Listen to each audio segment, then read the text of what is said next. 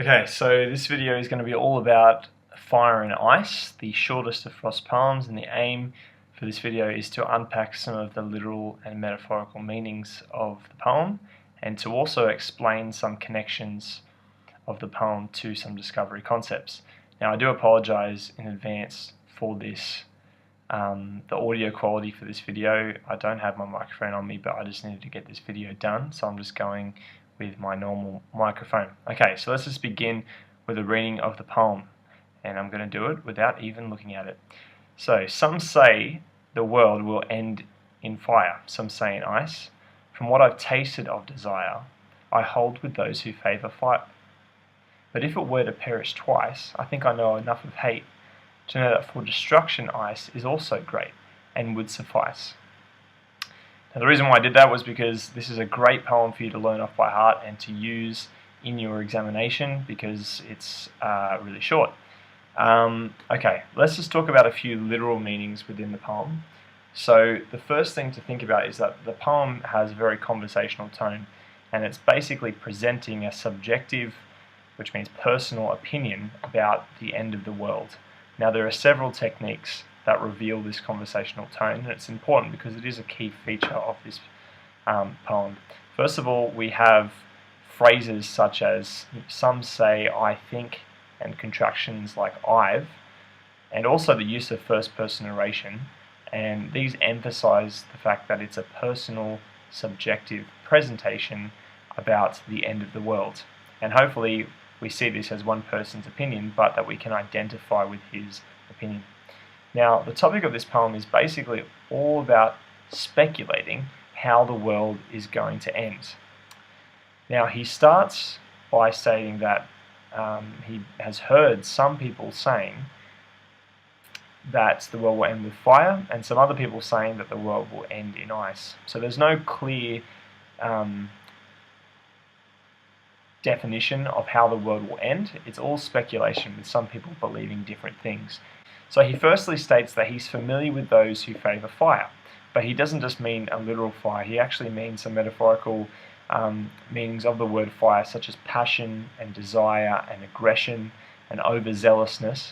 And all of these things in the context of human relationships can be good, but in the context of opposition between views, they can actually be quite bad because they can end up hurting people and destroying people. Think of passion. The extreme examples of passion for fire would be something like war happening between two enemies, very violent, very quick, and very aggressive between each other. So there are some metaphorical meanings that we have to understand when we're thinking about what fire means and what ice means. He also states that he's familiar with this type of desire. He describes it by saying that he has tasted desire, a bit of gustatory imagery and also a metaphor to emphasize that he's had this personal experience of what it means to have a fire, to be passionate and to be desiring the end of somebody, or to have some kind of negative relationship with somebody in a very destructive kind of way. And he's familiar with its power to be able to destroy relationships. And I think that this is very relevant to us today because we have the same debate going on with how the world is going to end. We've got climate change on one side, and then we've also got war happening on another side, and the fact that some people aren't acting to do something, which can be like ice, and some people are actually acting to do something, which can be like fire, and it's causing a lot of division in the world. So he starts off with fire, but he also considers this idea that, well, the world can also end by ice. Now, what he means here is through emotions such as being cold-hearted or being selfish.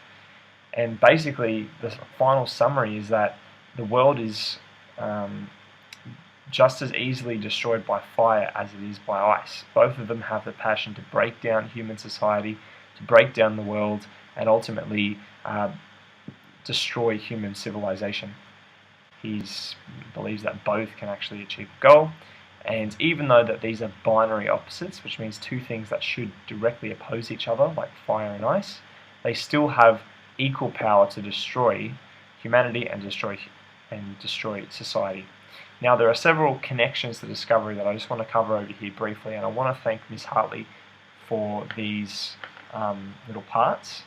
Now, first of all, there's a rediscovering of something that is concealed, and we have these feelings that come up from the composer of both passion and selfishness or cold-heartedness that come up.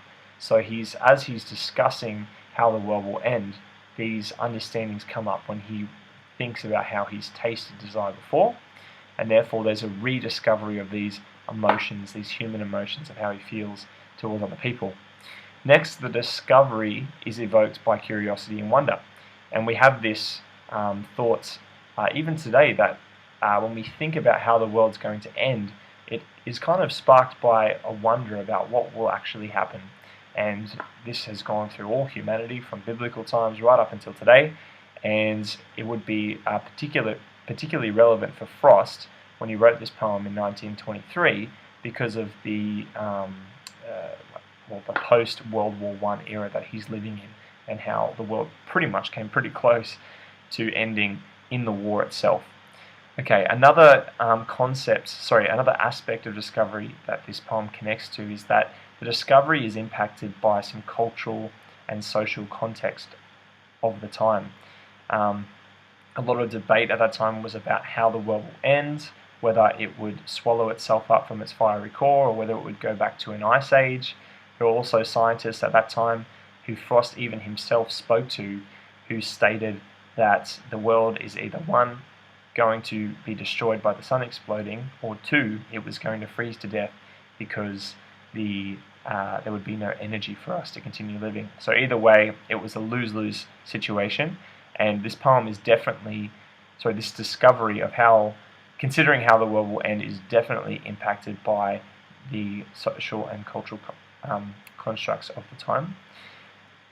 The discovery also offers some new perceptions on human relationships, and it gives us a greater understanding of the negative emotions that can sometimes be associated with human relationships, namely things like anger and selfishness. And for ourselves as the readers, it prompts us to think that the ramifications of these discoveries, so considering the negative emotions of human relationships, can actually be quite far-reaching and transformative for the rest of our lives.